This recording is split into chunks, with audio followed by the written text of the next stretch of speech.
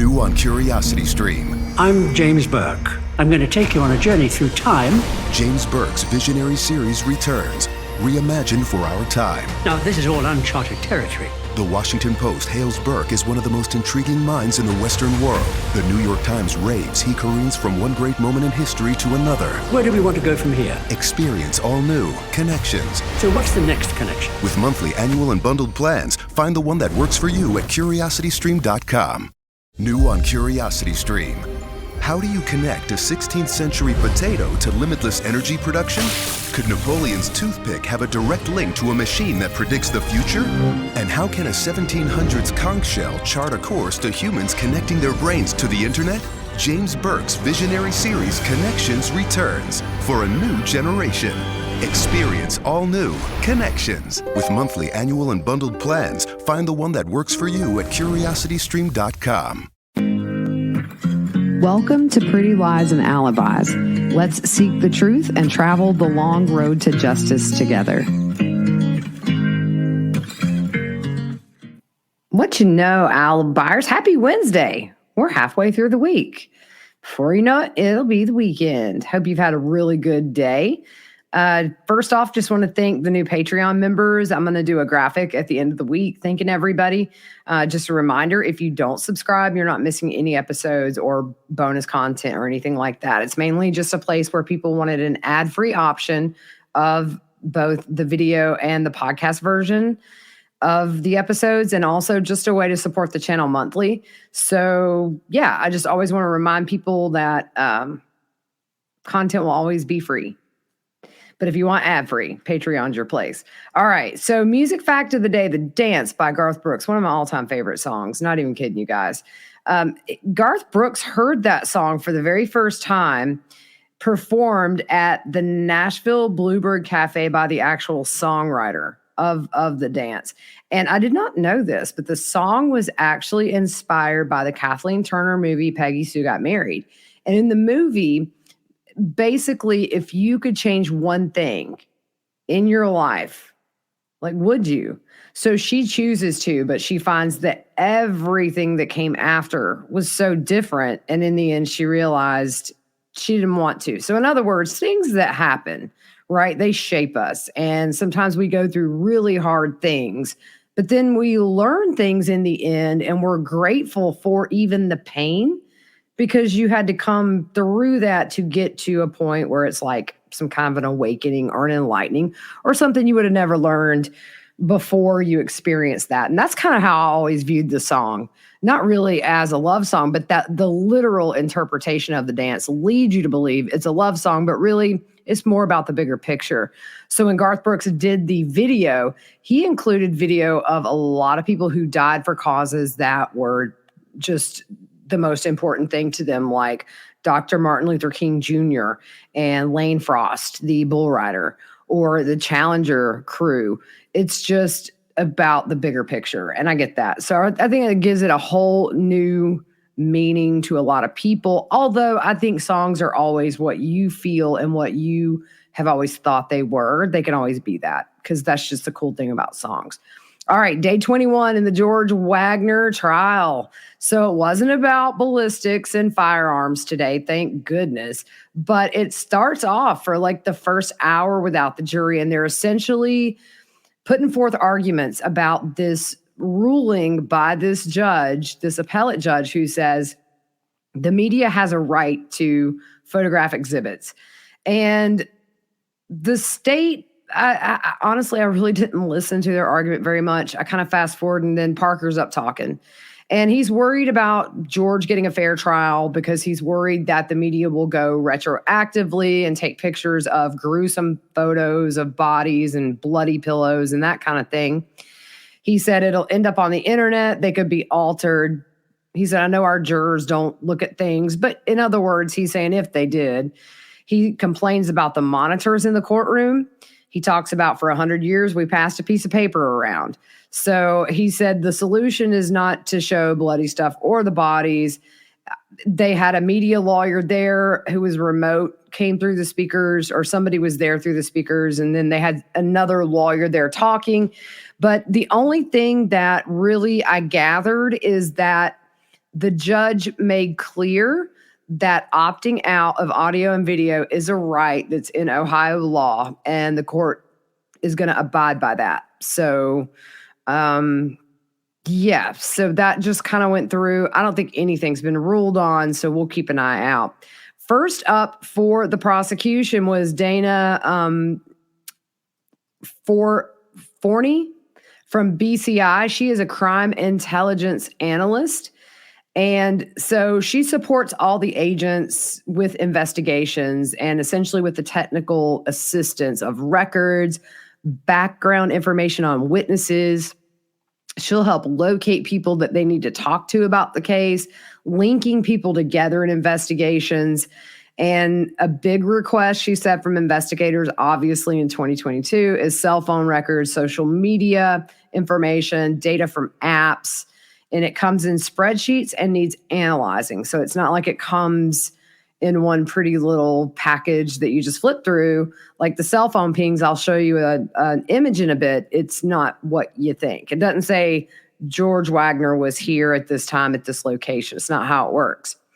So she has extensive training in cell phone investigations, and she also teaches at the Academy for Police Officers on social media and cell data.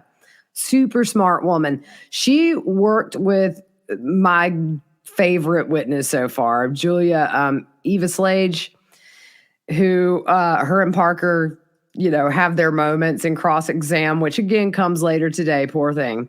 She was asked to, but the witness now, Dana, she was asked to analyze Billy's cell phone records, and he had Verizon. It was not registered in his name. It was spelled Denisse Carter. So she wasn't sure if it was Denise or Dennis. There is a relative of the Wagners named Dennis Carter. And so this phone had been in contact with Chris Sr. And initially it was super confusing. Who owns this phone? So once Billy was interviewed and they requested the records to see if what he said about who he was calling was correct, they were able to create a map of his locations on the 21st and 22nd of April, 2016, which are the dates we know of the homicides. So on the screen here, if you're on YouTube, and I'll also put a link in the description with the graphics, Billy's locations, all it shows, the blue are the tower locations in the areas. The red little text boxes are the crime scene locations. And then the gray sort of half circle, quarter circle, that's kind of the area that cell phone was pinged in. So as you can see, it doesn't give an exact location, but it gives them a really, really good idea of where he might be. And the gray also shows the side of the tower the phone pinged off of. So they can't tell the exact locations, only the tower that the phone pinged off of. And no text or content of any of that was retrieved from the phones. So on April 21st, blue shows the Peterson Road and the Flying W locations. 8:13 a.m., there's an incoming voice call from Jake. Billy's phone was around Flying W Farms. 8:22, incoming call from Jake, 28 seconds long. George was still at the area of Flying W. 8:30, incoming call from Jake again, 43 seconds. Billy is still near Flying W. Now, just remember, this is the 21st. So this is the day of the first murder, because technically they murdered Chris and Gary before midnight. So you can see lots of calls coming in from his boy Jake. 10:46, George had an outgoing call to Bernie Brown for 2 minutes and 33 seconds. At this point, his phone was at Peterson Road, which is the home Angela, Jake, and George lived in.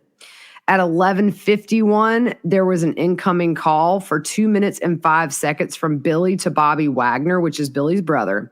He was still at Peterson Road area when that came in. 11:58, there was an incoming from his brother, Bobby Wagner. And he was just east of Peterson Road when that phone came in. There's an outgoing voicemail to Jake he was back at the Flying W farm area.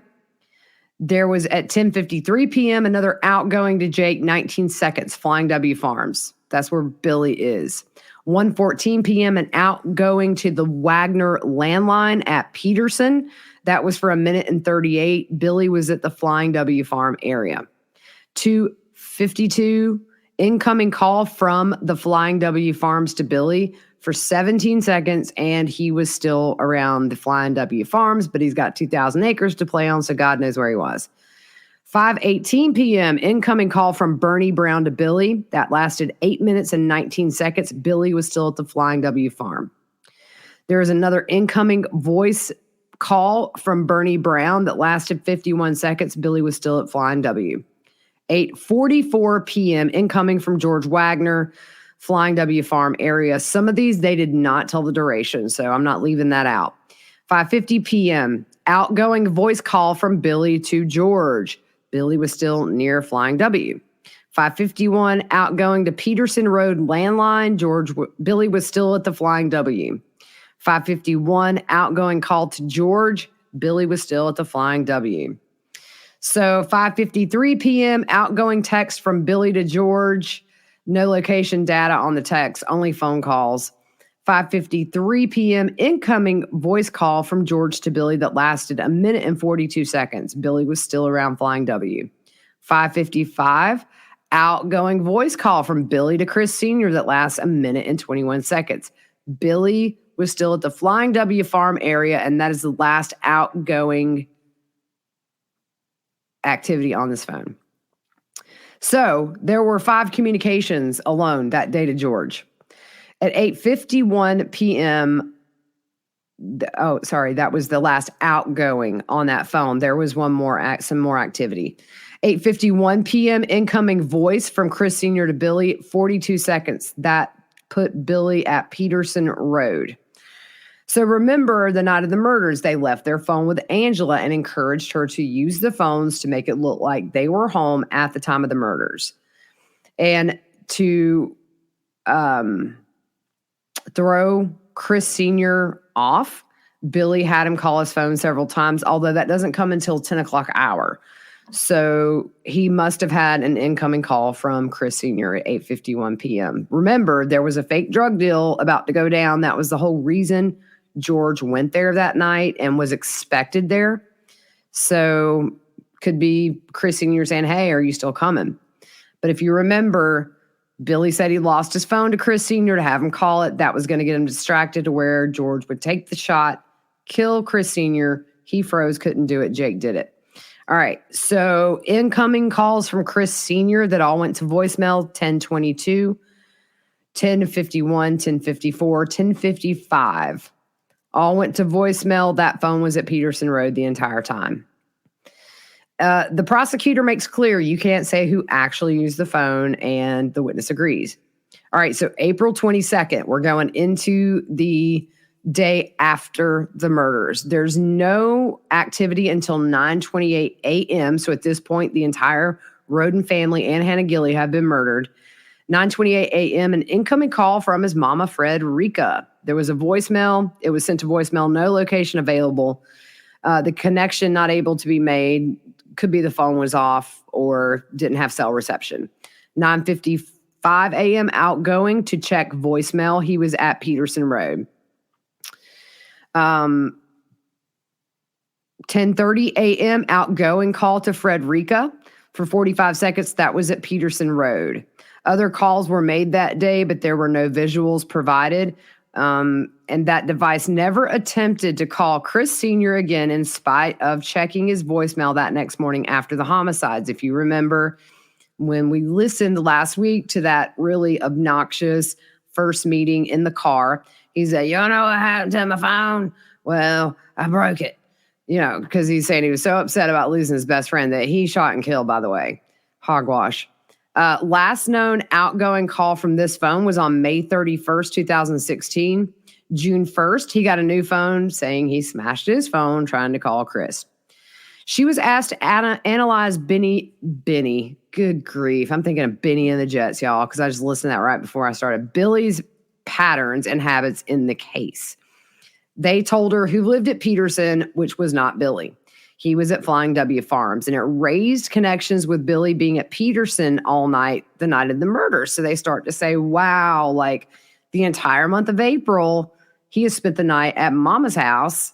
And then the night of the murders, he just happens to be on Peterson Road. So they'll use towers to see when someone is usually home and get a pattern of things. And if investigators need to know when people are consistently at a certain location at certain times, they can analyze that and do that. One thing, if you don't follow the Vallow Daybell case, that was very instrumental. And one person in the FBI kind of caught it, of seeing where the phone pings were the day after the kids were last seen. And then they find Lori's brother was on the property of Chad Daybell's within a few meters of where both kids' bodies were found on separate dates. So cell phone pings can really bust you. So don't do crimes, kids. All right, so they started to look to see if Billy was staying at Flying W starting back in April 1st of 2016, or if the pattern was to stay at Peterson. And they found the Flying W and Peterson were the most common towers that he pinged off of. So she started looking at January 1st to the end of April. And she would look at the beginning of the day tower use and then the last. So that's where they're trying to figure out where he is consistently, to say that on the 21st into the 22nd for that phone to be at Peterson was unusual. So on cross, here we go, Parker. He was the lightest on this witness today. I have to say, I'm trying to get comfy all like, because everybody's like, you're a floating head on here. So I've got this up as far as I can go, and I'm sitting on a pillow, and I'm afraid I'm about to just fall out on this floor. So if y'all hear a boop, I'm okay. All right. So Cross, he has questions about how these cell towers work, and he names the numbers associated with the tower at Peterson and says the tower has 3 sides, and it bounces off of those sides. Does it tell you where the phone is as far as on what side of that cell tower? She said it'll connect to the best one. You use the tower for general location, and the 3 sides can narrow down the location of where somebody is. The defense says this is a generalization. The cell phone is searching for the strongest signal. And she said, right, especially with the hills and the valleys and whatever, where they're at clearly doesn't have good cell reception. The defense says it doesn't mean that cell is pinging off the closest tower, does it? And she said that's correct. And I actually thought that was a good point by Parker. So the defense says you don't know if Dennis or Denise Carter was using this phone, right? She said, we based it on the known associates of Billy, family, mom, the kids. And then the defense says, you got this number from other people. And she says, we were never able to find Dennis Carter. So in other words, they looked at the frequency of the calls, who he called, when he called, and it was all people Billy associated with. The defense wants to know what's a burner phone. It's prepaid minutes, typically people who want to have a phone that's not named to them or quickly want to change their number. And the defense says, so I can go buy one and not give personal information. It can't be traced to me. And she said, we can try. Sometimes they can find it if somebody's dumb enough to use a credit card. And the defense says, you don't have the content of these phones and you don't know what these people were saying to each other. And she said, no. The defense asked, can the government go back and get them? And she said, I don't know. And then he says, can the federal government get that? And she said, I've never heard it, but maybe from news stories, I could say there's options, but that's not my job. The defense again says it's not an exact location. She says, no, it's a general idea of the tower or the side of the tower the phone uses. So on redirect, the prosecutor says, were the towers consistently compared to where he was at Flying W or Peterson? She said when he was under surveillance, we could get general locations from Verizon, and he was using the same towers as they listed there just minutes ago. So a PIN register, what that is, and we've heard that several times, is a search warrant of getting a copy of like real-time information coming from that phone, such as calls being made, who you're calling, text messages. It doesn't necessarily give you the context of the text, but it will tell you that your phone is texting this number or that number is texting your phone. The FBI came in and drove the tower to get the radio frequency footprint, but that had only related to the crime scenes and not the pings she had testified about. All four of the Wagners had changed phone numbers throughout the investigation, and they would have to get new search warrants each time they changed phones for that specific number. Also, through Billy and Jake, they confirmed the number belonged to Billy, and investigators had contacted him on that very phone. So that was it. So the next witness is Julia Eveslage. Poor girl. She's one of my favorites, y'all. She testified that there was a phone of Angela's. It was an LG phone that was recovered the day of the search warrant being executed on that property where the big trailers were. And she went through and looked at the extracted data. So web searches start December 23rd, 2015, and they were real estate searches. So they start from the bottom up, she explained. January 6, 2016, she researched Remax Seaward, Alaska homes. January 18. This is what is weird, y'all. Okay, so more homes were searched that were for sale, and then symptoms of sexual penetration in toddlers and trauma responses in children were also searched. This comes in later in some text messages between Angela and Billy.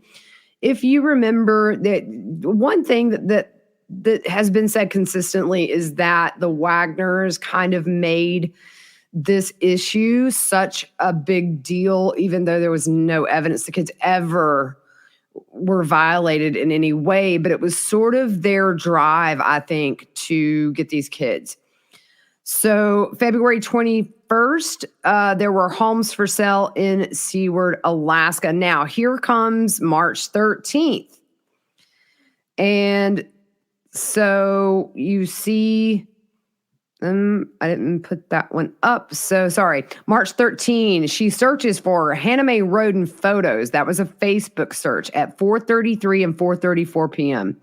4:38 p.m., she does find friends, Hannah Mae Roden.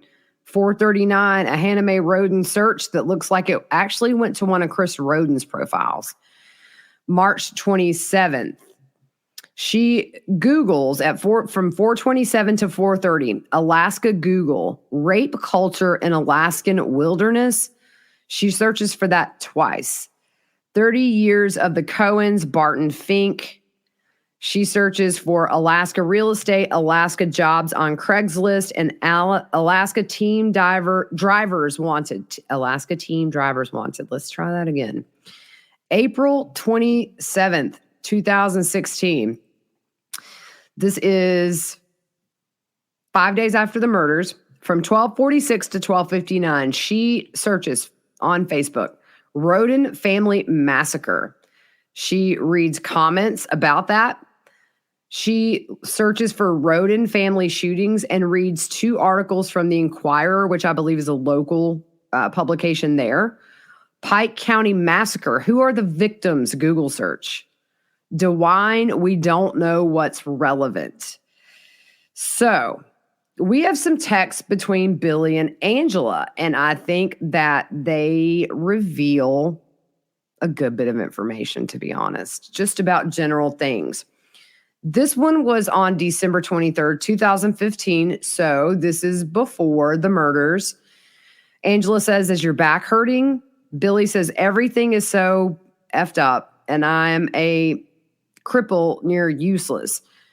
Angela says, I still love you, but I would like to spend some time with you. Not all of our problems. Billy says, that's not going to happen. And it's only going to get worse. Stuff just started. Now, I'm just supplementing non-curse words with curse words. But Angela says, what are you talking about? I'm trying to understand. Billy says, I'm preparing my head for a disaster. Angela said, for what? Your dad or Jake? Billy said, just everything has turned to crap. All. Angela says, yes, I agree with you. Can I help you in any way? Billy says, bullet to the head would fix me right up. Billy says, look, I hate this, but nothing we can do about it now. Vine needs you.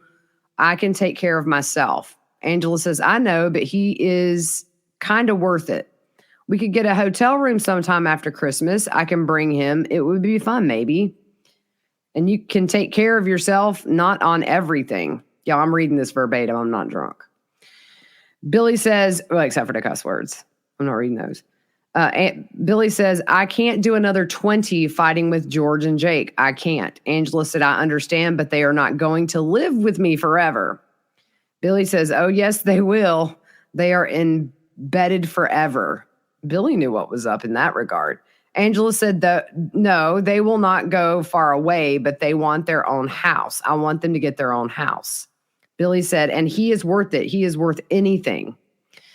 So December 24th, 2015, text again. All these are between Billy and Angela.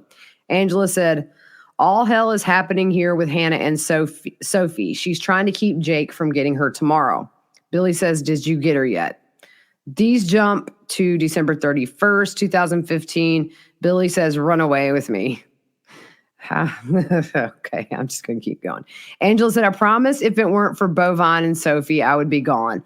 Angela, how about you leave Bovine and Sophie with their daddies, who seem to be, at the time, could have taken care of them. Billy says, anytime you want. You don't know what I do for a living, don't you? You do know what I do for a living, don't you? Angela said, what has that to do with anything? Billy said, just say the word and me and you and the babies will all be off on the big adventure. Look, I'm going to tell you, read the tea leaves. Billy don't like his boys at all. That you could tell, like, he didn't like his sons. I think it's interesting. Angela says, I will let you know, but Jake said I can only take Sophia on 1 2-week vacation per year without him. That is not going to work. Billy said, just give me a sign and I will come running. Oh, Lord. So January 17th of 2016, Billy said, are you sure you don't want to take off with me? You might like it. I miss you and I know you won't, but you can if you want to. Angela said, I can't leave Bovine and Sophia. She called tonight to tell her daddy and me she was running away and she had her bag packed. She doesn't say who she is. Billy says, we can take them with us. Where is she at? Angela said, that's not fair. Why would you have one if mom and dad said they were going to take the boys away when they were babies? So, yeah, that's exactly what the sentence says, y'all. I mean, it's up for interpretation. We'll just leave it that way. January 18th, 2016, Angela says, you were really mean and rude when Rick was here. Hey, listen, I have to tell you something. This is the 4th time Sophia has come here saying her behind hurts and she is bright red down there. She won't let me touch her. So that text message where she Googles that was on January 18th. So that's the same day that she texts Billy this, by the way. We're jumping to January 27th. Billy said, I never cared that much about you yelling at me. I miss you more than you'll ever know, but no, I am never coming back. I'm moving on. You are more than welcome to come bring the babies and come on. I mean, it's like he's literally saying, it's not you, it's not the babies, it's the boys. I mean, read those tea leaves. Angela said, well, they are not our babies, and I would never do that to George and Jake. I would have killed someone if they would have even mentioned going away with my babies. And if you really missed me, you would do anything or go through anything for me. I went through heck for you. Interesting. She would kill anybody who even mentioned taking her babies away, yet that's essentially what started all this that ended in 8 people being murdered. Hannah Mae Roden said, they'll have to kill me. What a hypocrite. I mean, she's psycho, y'all. Billy says, well, I can say the same thing to you, so I guess that is, but I love you. And if I can do anything for you, I will. So not much has changed. Angela said, I don't understand how it is fair what you are doing to the boys when you have done worse or said worse about your parents, and yet they are still helping you with the smile on their face. Billy said, big difference. Those MFers don't give a crap if I live or die unless they need something. So forget them. I'm ticked off now. I'm going to bed. Angela said, so be mad at your mom and dad and Robin. They don't care about you, never have. You don't know who really cares, and that has been your problem. I love you, but it's time for you to stop being a butt. Billy said, look, if you want to talk to me, change the subject. Night, love you. Angela said, okay, I'll let you win tonight, but something has to change between us. I'm really trying to be better, but you act as if it has to be all your way. Not fair, Billy, and there's no competition. Everybody loses. January 29th of 16, Billy says, I'm getting used to being by myself again. Angela said, I can't help you with that, but I want to be with you. But Bullvine and Sophia need help. If you won't give me help with the babies, I can't just stay away. I've never seen you like this before. Billy said, you take care of the babies. They need you, and they are the only thing that matters. I'll take care of myself. I'm good at it. New on CuriosityStream. How do you connect a 16th century potato to limitless energy production? Could Napoleon's toothpick have a direct link to a machine that predicts the future? And how can a 1700s conch shell chart a course to humans connecting their brains to the internet?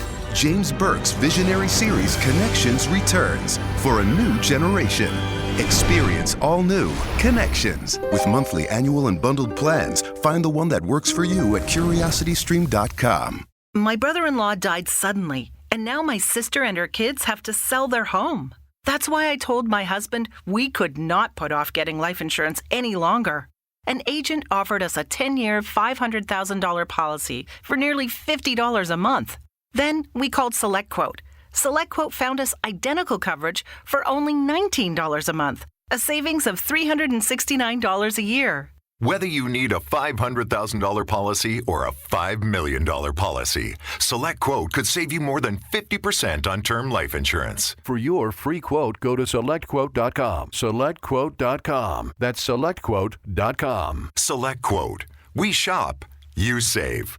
Full details on example policies at SelectQuote.com/commercials.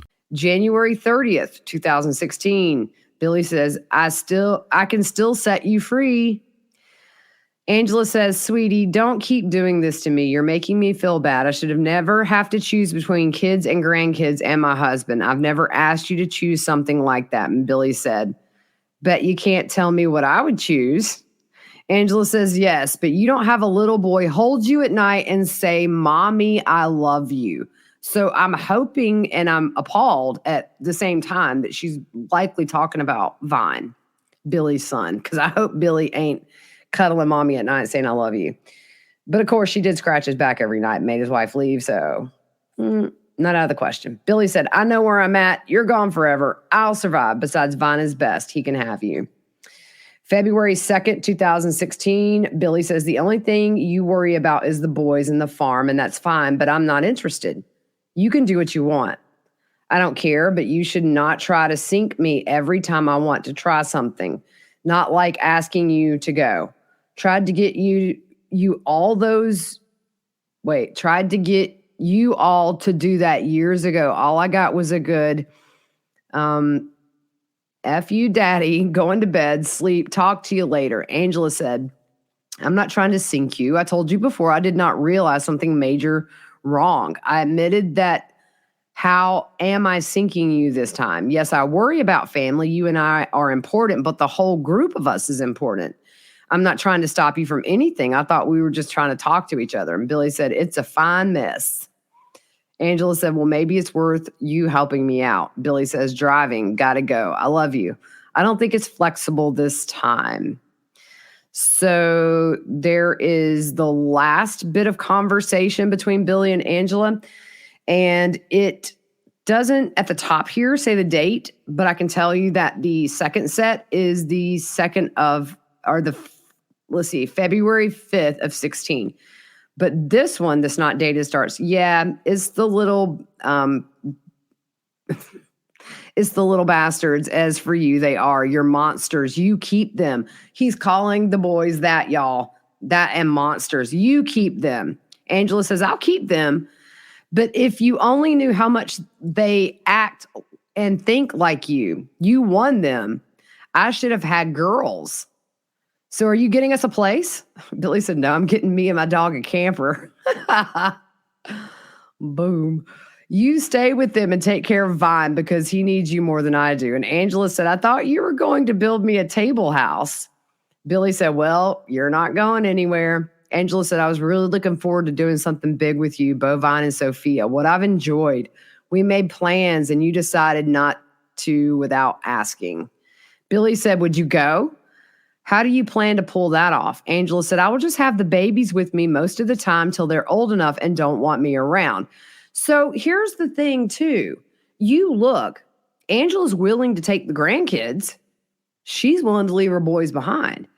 So today I was thinking about this, and I'm not excusing Jake or George by no means, but I think that Jake was so much of a mama's boy. She knew if she told Jake to kill that whole family and the other boys got in on it, she could have Sophia. I don't think she cared about her own sons. Really, you see it here. Like, I'll leave them. I'll bring the babies with me, not their dads. Not like you should really, work it out with the boys. All right. So on February the 5th, Billy says, I'm mad about it. You were supposed to go with me, so don't talk to me about not caring at all. The three of you Fs don't give a crap if I live or die, just how much you can bleed. And I really miss you, and I know I'm not getting to see you much anymore, and it stinks, but I'm tough and I can take it. Angela says, just get the motor home and park nearby. So you can see me. If you care about me, you will. Billy says, I don't want to stay around there. Nothing but bad memories. If you cared, you would not ask me to. Angela says, okay, fine. I understand, but we are all going. Billy said, you and the babies can. You don't know we were together more than we were apart. Angela said, I know. Nope. I mean, all of us. You don't leave somebody behind, especially family. She'd have been watching Lilo and Stitch. Angela said, okay, I don't know what I'm going to watch tonight. I'm hoping he goes to sleep soon. Sophia is being wild as usual. Billy says, get Jake to watch her. Angela said, we are all watching her. Billy says, I just worry about you not getting enough rest as always, and I'm the bad guy, but it's okay after 25 years. I'm used to it. Angela said, how are you the bad guy? I did not say Jake is making me watch her. She is always like this when she gets here. That is fine. You were worried about me. I like that, but you could never understand. They don't make me do anything I don't want to do. Billy said, oh, I don't worry. I understand just fine. Interesting. It's interesting. I mean, is it kind of that whole male thing where like the sons and the husband are the boss of the house? Because that ain't gonna fly in my house, y'all. Then lost my spot. Okay. Billy says, oh, don't worry. I understand just fine. Angel said, no, you don't. That is easy to see. George and Jake are not our problems. They did not cause them. Our problems are all about us. So on February 24th, the last text between them that they showed today, Billy said, I got a plan if you just take 1 minute and listen. Angela said, okay, tell me.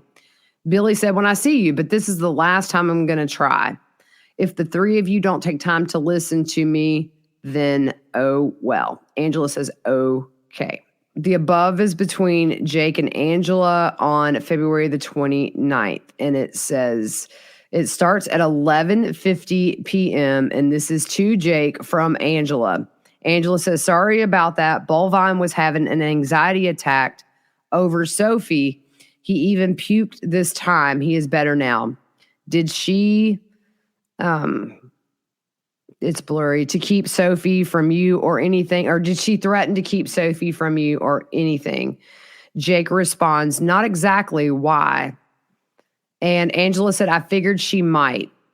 Jake said, she backed off like always. Then Jake says, okay. He says, okay, I bet they put their back in. I think he meant them, the earrings, they were going to take them out. And he says, I bet they put them back in. So clearly he had dropped off Sophia with Hannah Mae. So Jacob to Angela, just kind of a heads up. This is kind of sort of, it's hard to follow, but ultimately investigators believe what they're talking about here are items used to build suppressors. There was an objection, and she explains, the witness explains you can go online to find out what you need to build them. And she looked at the purchase history of the Wagners and saw them purchasing the items, and she looked at their Amazon, their eBay, their PayPal, auto parts store. Okay, when he says okay in this text, it's an auto parts store. So it says from Jake to Angela at 12:32 p.m. Okay, also at okay, I done paid for it all, but I do not need 3/4 inch stuff now. So see if you can return it. Sorry, it's a little blurry, hard to read. This is on February 2nd or March 2nd of 2016, just a month and a half before the murders, almost 2 months. I will take care of it. That's from Angela to Jake. I will take care of it. From Jake, okay, it's a die and 2 fittings that I do not need. Pick up the other die and we'll still need...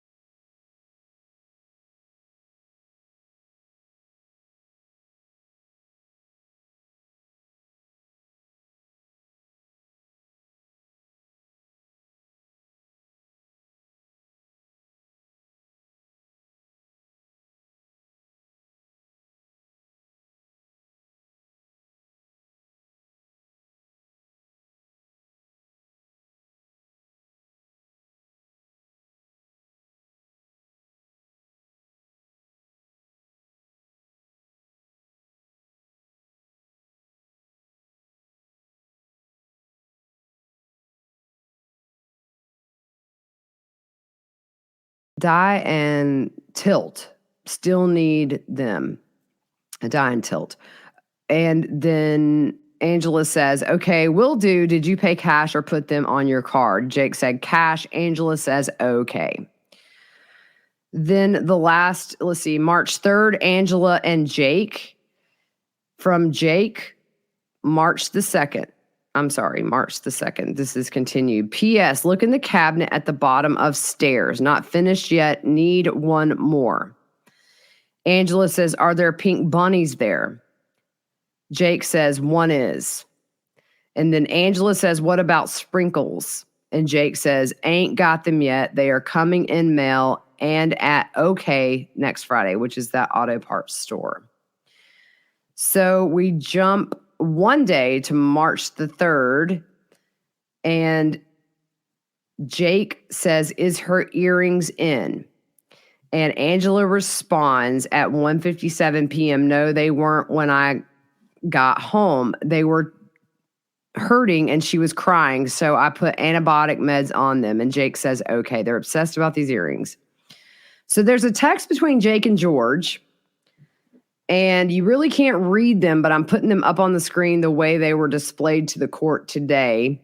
And they just make a little graphic to make it, kind of stand out a little more. This was on August the 3rd of 2016. This is after the murders, 4 months after the murders, 3.5 months. George said, when I found out who did it, you were going with me. Someone busted up in Papaw's house and robbed him last night. Jake said, robbed him of what? Was he there? George says, yes, he was there when they robbed him. George says, yes, he was there when they robbed him. Jake said, what did they take and was it at gunpoint? George said, stuff. I'll ask Mom, but I think so. Jake said, crackheads. He's lucky they didn't shoot him. And George says, yeah, but they better hope I don't find out who it is. It's going to be their worst nightmare when I find out who it was. Jake said, no, it's not. We will let the cops handle it. They know what they're doing. You just need to calm down. Besides, I don't know. We will find out who did it anyways. I'll talk to you about it when I get home. Also, don't forget my new title, Brake Fitting and Torches Filled, and see if, and he uses a derogatory R word, is going to help you today. All you need is to text me back is A-OK, and he puts that with a smiley face. I think that's probably code for like, let the cops handle it. I think at this point, maybe they were a little paranoid that they were being listened to, and we'll talk about it when we get home. But November 13th, 2016, Billy and Jake had a conversation. Billy said, "It's me and your mother's fault. I'm very sorry for that. I know you don't believe me, but I tried not to argue in front of you and George. I really did it. It's really bad for a kid's self-esteem. Okay, I love you. We all knew to try a little bit harder to get along and not argue about crap that in the end don't mean crap." Jake says, "Okay, I will." Billy said, "It was harder on George than it was on you, but you were always a little tougher. But still, Mom and I should have been better. Well, love you, night." Jake says, "Love you too." Billy says, "You're a good man and I'm real proud of you." Jake says, "Thank you." Oh, Lord. Billy says, "That's my boy for sure." And Jake says, "Yep." So around the month of the homicides in April of 2016, she didn't find much in Jake and Angela's phones as far as comparing that to the rest of the time before the murder. The activity on their phones lessened a lot. So they broke for lunch. It looks like when they came back, it looks like some of the cross-exam was left off. So let's just say she was not feeling it, y'all. So Parker says, George texts about busting up in Papaw's house. Who is Papaw? And she says, that's Angela's father. The defense says, do you know how close George was to them? And she said, no. The defense says, go to the text between Billy and Jake that reads the part about arguing. Are you telling the jury this has anything to do with the murders? And she said, it's not a direct statement that indicates any guilt or innocence, but it does tell about the family dynamic. The defense says, okay, but are you telling the jury this has anything to do with the murders? And she said, it's relevant to the family dynamics. With no fees or minimums and no overdraft fees, banking with Capital One is the easiest decision in the history of decisions. Even easier than choosing to keep the Grinch away from the toy drive. Who's going to deliver the toys to the kids? What about me, the Grinch? No. Yep, even easier than that. You steal the presents one time. With no fees or minimums and no overdraft fees, is it even a decision? That's banking reimagined. What's in your wallet? Terms apply. Capital One N.A. member FDIC. Copyright Dr. Seuss Enterprises. Copyright Turner Entertainment Company. So the defense says, are you telling the jury this is relevant to the murders? And she said, yes. The defense says, you're interpreting from this November 2016 to be about the murders. And she said, yes, as it pertains to their family dynamics. So he's raising his voice at this point. The question is, does it have anything to do with the murders? Finally, there's an objection by the prosecution. She said, it's been asked and answered. And look, up top, our girl is trying to find Jesus. She is in a Zen moment. She is trying not to catch a charge right there on the stand by punching him square in the nose. The defense says, I'm not asking about family dynamics. I'm asking about the murders. And the judge said she answered yes. So the defense says, okay, let me be clear. I don't want to confuse anyone or hit you over the head with anything. I just want to be clear. You're saying this conversation, November 13th, is about the murders. And she finally starts shooting back. Yes, queen, do it. She said, are you asking me if it's in terms or physical evidence or motive? Is it in terms of a family dynamic as it pertains to the Wagners? You have to be more specific. I'm like, yes, girl, you go. The defense says, would you agree this is open to interpretation? And she said yes. And he said, it's a short excerpt of many conversations. And he quits because when she starts dishing it back, he couldn't take it and he went and sat down. So on redirect, she asked if Angela's father has a felony record. And she says yes. She doesn't know the specifics. The prosecutor says, do you know the Wagners went to Alaska when her father was dying and none of them came back from Alaska when he died, including George? And she said yes. Wow. But they took his house, didn't they?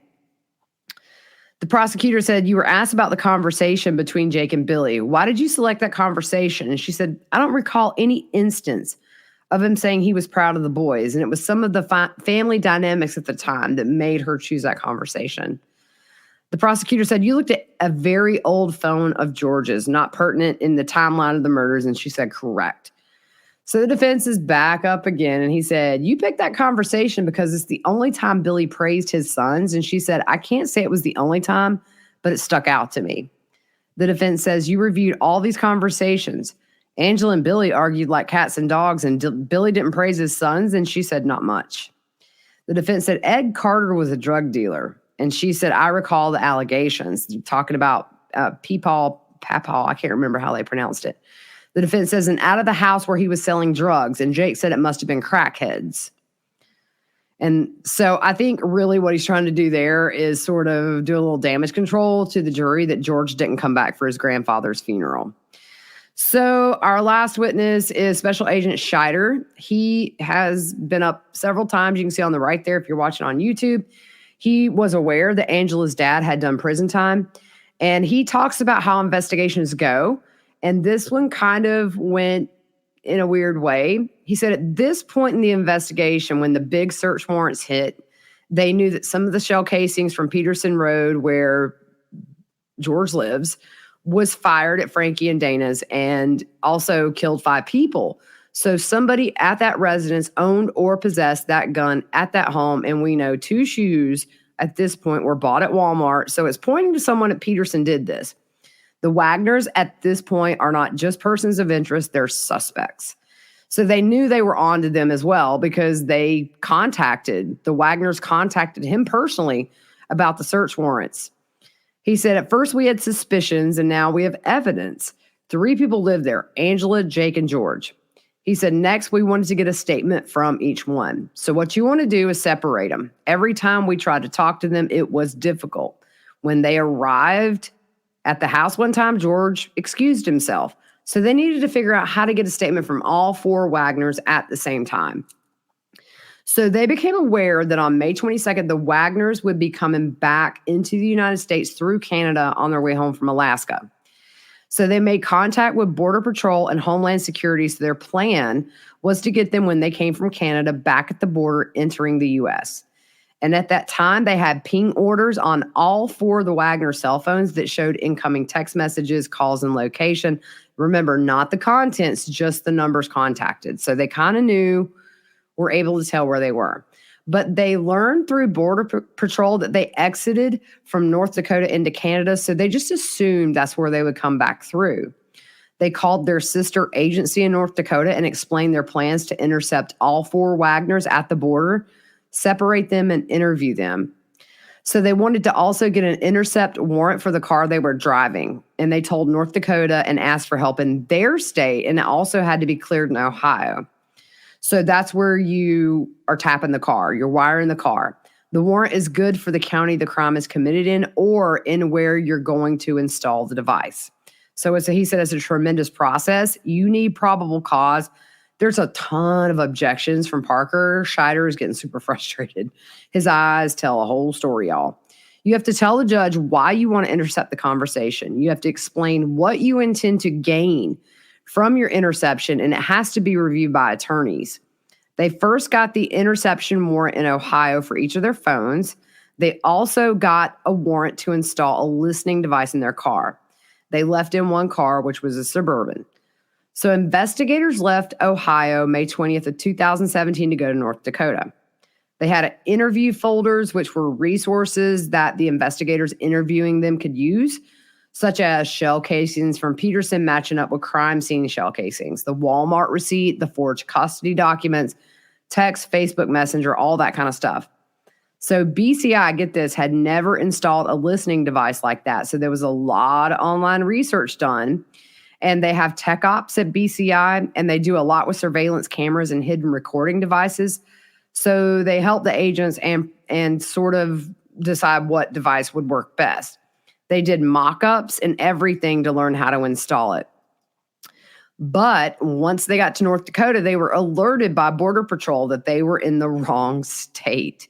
The Wagners had to declare their port of entry before they came into the U.S., and they decided to come through Sweetgrass, Montana. So what did Agent Scheider and his crew do? They got the Air Force or the National Guard, he wasn't sure which one, to fly them to Montana. And the timeline was shortened, and they were in a state they didn't make preparations in. He said they were scrambled and panicked. It was the weekend, so they got in touch with DCI, which is Montana's version of BCI. They all had a meeting. Everybody was overwhelmed in Montana because it's the weekend. Now they got this emergency case. So they sent some agents to their Border Patrol post to make arrangements to figure out what rooms could be used. Scheider went to the Attorney General's office with DCI to get all the warrants they needed. And Montana has very poor cell reception where they may not be able to hear conversations once the Wagners are back in their car and leaving. So their idea was to also use a body wire in the vehicle to listen in. They spent most of that night writing the warrants. Around 5 a.m. Montana time, they were told the Wagners were making better time than expected. So they rushed to the port of entry in Sweetgrass. Each family member had 2 agents interviewing them. Certain crimes in Ohio law requires you record the conversation, either audio or audio and video. Each person was advised of their Miranda rights, and they arrived in a white SUV, and the 4 Wagners and the 2 minors were all together. They were separated and placed in interview rooms, and they were ultimately released after the interviews. The order they were released was Billy, Angela, then George, and then his son came with him. Jake and his daughter were last. There was time in between those releases, but the one thing they did ask, the kids were taken into a room where they were essentially babysat by Border Patrol agents with like snacks and movies while those interviews were taking place. So during the interview, Border Patrol seized some things during the installation of the wires in the car. They seized a laptop and an iPad. So BCI got a search warrant to recover those items at a later date, as well as a separate search warrant to search the devices. So right in the middle of everything, she goes back to the burn pit at Peterson where they found the burnt DVR. Why are we backtracking? I don't know. But BCI they went and bought the same item to use as comparison. It has 4 cameras and a DVR. And he also said that the bulk of the items that they recovered from Flying W was found in Robin's room. So on cross, you said, the defense says, you said the Wagners bought the DVR in March of 2016. Do you know where it was installed? And he asks, what property? And the defense says, in the burn ring in May 2017, more than a year after it was purchased. The defense says, do you know if it was installed? He said, yeah, Jake and Angela told us. The defense says, and you were told burning it had nothing to do with the murders. And he said, that's what I was told, yes. The defense says, they were moving to Alaska when you found it in the ring. Are you aware that people in areas like this burn things? And the agent said, yeah, trash. And the defense says, they burn things they don't want. The defense says, before you went to Montana, you were aware cell service can be spotty, and even more in Montana. And Canada has similar problems. And the agent's like, I have no idea about what country or what state has cell service. The defense says, you have no idea about Canada? And the agent said, it's a vast country. I can't testify to that. The defense says, you didn't ask anyone? He said, me? No. Defense says, you're the lead investigator. Did anyone at BCI ask? He said they could have. The defense says, you're the lead investigator. Now at this point, okay, Scheider kind of looks over and like, does his eyes like, are you kidding me? To somebody. The defense says, you said they separated them, and at the same time, people are installing these listening devices. There was nothing useful gained from those. And he said the audio was bad, correct. He said, you assumed they would come back through North Dakota? And the agent said, yes. The defense says, were you prepared to video them in North Dakota? He says, yes, we made arrangements. The defense says, Montana didn't. And he said, no. And here's something very interesting. He said, I attempted to with a body cam, but he said back when he was a patrol deputy, they did not have body cams and he didn't know how to use it. So when he thought he turned it on, he turned it off. But they did have audio. So the defense says you had no access to any video recording device. And he said, we have an audio recording. The defense says, did you try to use a cell phone with a camera? And he said, nope. And that's literally what he said, nope. I mean, at this point, Scheider was over it. The defense says when someone crosses the border from Canada into the U.S., Border Patrol has more leeway of what they can do. And he says, yes. Defense said you had to give them a Miranda warning because they were in custody. And in 2017 at the residence, you didn't have to give them Miranda when you secretly recorded them. Remember, last time, guys, he went through this whole thing. It was a secret recording. And so the agent wasn't falling in that trap. He said, it's a voluntary statement, and I recorded them, yes. The defense says, Jake and Angela lied to you. And he said, which statement? The defense says, no, I didn't. He said, I didn't specify. On the April interview, he said, the one with Jake. He said, I don't think he did. I didn't interview him as a suspect. And the defense says he didn't admit his role in the murders. And Scheider says, well, most don't admit to the police when they commit crimes. The defense says, which interview were you with?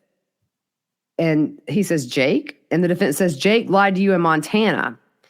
And the agent said, yes, absolutely. The defense says, you've listened to Angela's and she lied. The agent said, yes. The defense says, describe Billy's interview. And he said, it was short. The defense says, what was his demeanor? The agent said he didn't want to cooperate.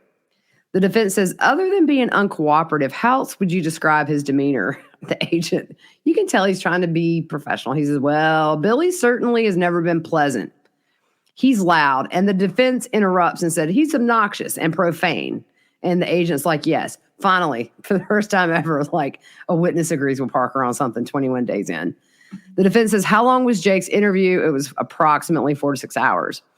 So they asked to play Jake's interview from when they got caught at the border. They argue this away from the jury.